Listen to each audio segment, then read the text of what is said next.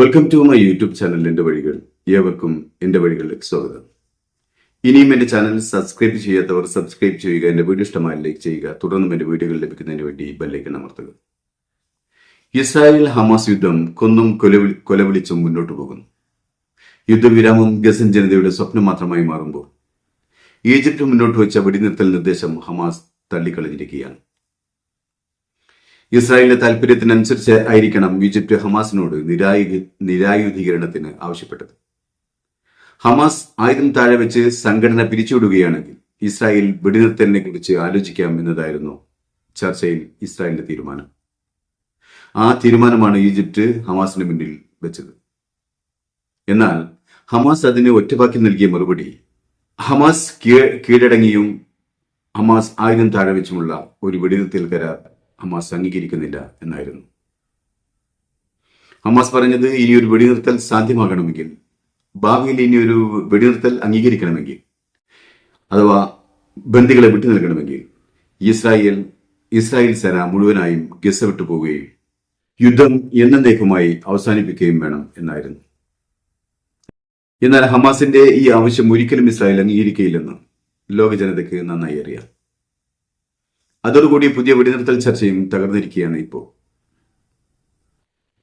അതിനിടയിൽ ഇസ്രായേലിനെതിരെയുള്ള പ്രക്ഷോഭത്തിൽ പങ്കെടുത്തു എന്നതിന്റെ പേരിൽ അമേരിക്ക മറ്റൊരു വിദ്യാർത്ഥിയെ കൂടി നാടുകടത്താൻ തയ്യാറെടുക്കുകയാണ്. അമേരിക്കൻ പൗരത്വത്തിന് വേണ്ടി അപേക്ഷിക്കാൻ എംബസിയിലെത്തിയപ്പോഴാണ് മൂസിൻ എന്ന വിദ്യാർത്ഥിയെ പോലീസ് വിലങ്ങ് വെച്ചു കൊണ്ടുപോയത്.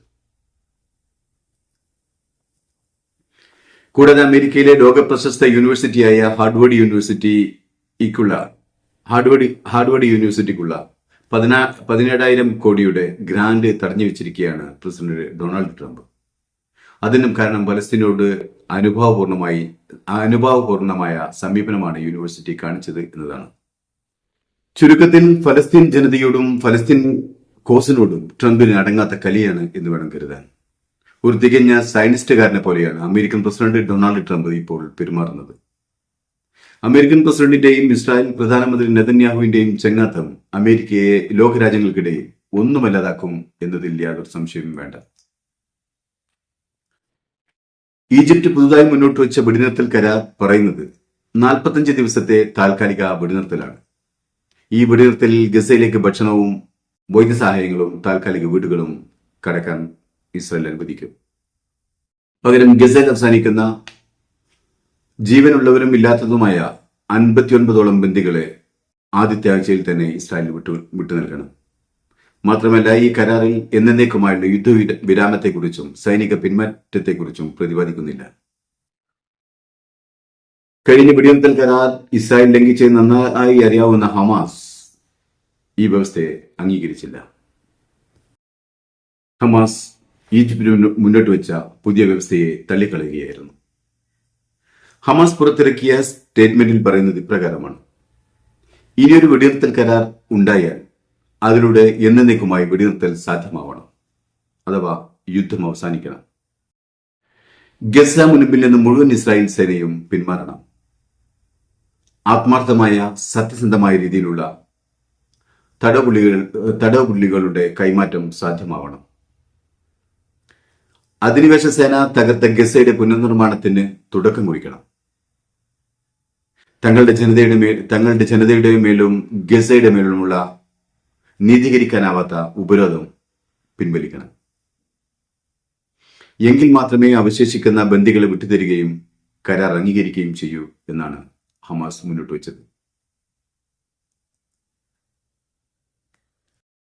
നിരായുധീകരണത്തെക്കുറിച്ച് ഹമാസ് പറഞ്ഞത്, യുദ്ധം അവസാനിപ്പിക്കുന്നതിന് പകരമായി നിരായുധീകരണം ഞങ്ങൾ ഒരിക്കലും അംഗീകരിക്കുകയില്ല എന്നാണ്. നിരായുധീകരണം ഞങ്ങൾക്ക് കേൾക്കാൻ പോലും സാധിക്കാത്ത കാര്യമാണ്. ഇതൊരു റെഡ് ലൈൻ അല്ല, ഒരു 100,000 റെഡ് ലൈനുകളാണ്.